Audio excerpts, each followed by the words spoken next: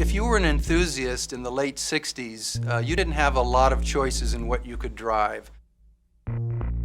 On the one hand, there were sports cars, little two-seaters, many of them British, things like Triumph and MG, and there were the Italian Alfa Romeos, for example.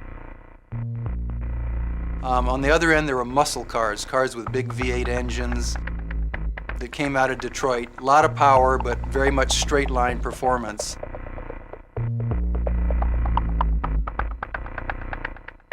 Luxury cars, as we knew them in those days, were defined by Cadillac and Lincoln. So for the most part, cars were big, cars were wallowy. There was perhaps a little bit of growing concern about environmentalism, growing concern about fuel efficiency. And also we had lots of interest left over from the 50s and the 40s even, with European cars and German cars eventually. So enthusiasts had their choices of, either a small two-seater sports car or a big muscle car, but nothing kind of in the middle that combined a little bit more size and practicality with the sports car-like agility. And that's where BMW came in and filled that vacant spot.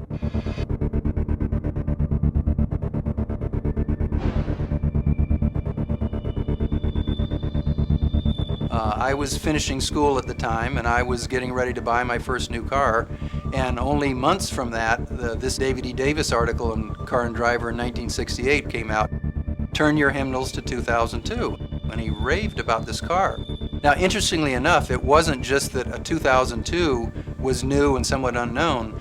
The name BMW was almost totally unknown in the U.S. market at the time. So it wasn't just that people said, what's a 2002? They said, what's a BMW?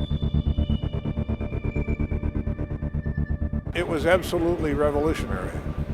And it turned BMW around completely and laid down the track that BMW has been running on ever since.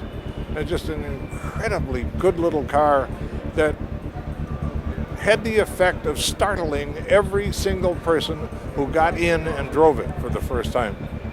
I drove that car up into the Ramapo Hills. The drive through the hills and then the drive back into Manhattan, it was just sensational. And I was high as a kite. And thought about it for a while and thought, I ought to write about this while it's fresh on my mind. I think the 2002 came into that environment and really showed that a small car really could have even better performance, could be more agile, more nimble, and really kind of change people's perceptions about what a performance car is.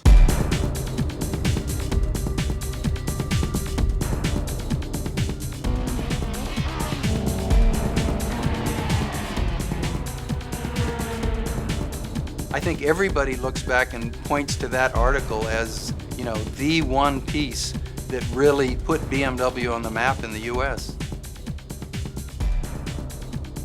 When BMW of North America started business in 1975, the 2002 accounted for about 90% of our sales. The sports sedan has captured the heart of the American public, and that's helped to create a whole category of its own in the United States. When the 2002 was introduced, I think that introduced the whole country to the new sports sedan, a car that's fun to drive. By definition, a sports sedan is compact, light, agile, yet practical. And the 3 Series does that better than any other sedan on the market. It helped define the concept, and even in its 5th generation, it's still the benchmark. A concept like a sports sedan in the 2002 sort of snuck up and surprised everybody. It was something that was totally unexpected. Well, it's an original. I mean, if you think about the 2002, which is the origins of the 3 Series, everybody who owned a 2002 or had anything to do with them loved the car. I mean, it was wonderful. It was the first really interesting sports car that a young couple could own. In other words, you could have babies and a sports car at the same time. It was a 4-seater car embodying pleasures of a sports car. An unpretentious looking little box that you got in, and all of a sudden you said, gee, this is great visibility, and all the controls seem to fit really well. and then it really went. I mean, it accelerated, and the brakes were good, and the handling were good, and the whole package. You were really at one with the whole package, and really at one with the environment, because the visibility was so terrific. If you remember, a lower belt line and great greenhouse on the car, so it was a very invigorating and involving experience. The time Detroit was trying to go low and swoopy, the 2002 was a little upright car. Plenty of room, you could see well in all directions. It just looked like it had dropped from another planet. That's our roots. That's where we started. That's where we built our customer base. That's what defined us. And then we expanded our model range upwards, and today outwards a little bit more. But the 3 Series is, you know, where we began, and that's the core. So the sports sedan was created by the 2002. It's got practicality, it's got a real back seat, and I think it's been really the benchmark within the industry to try to replicate that.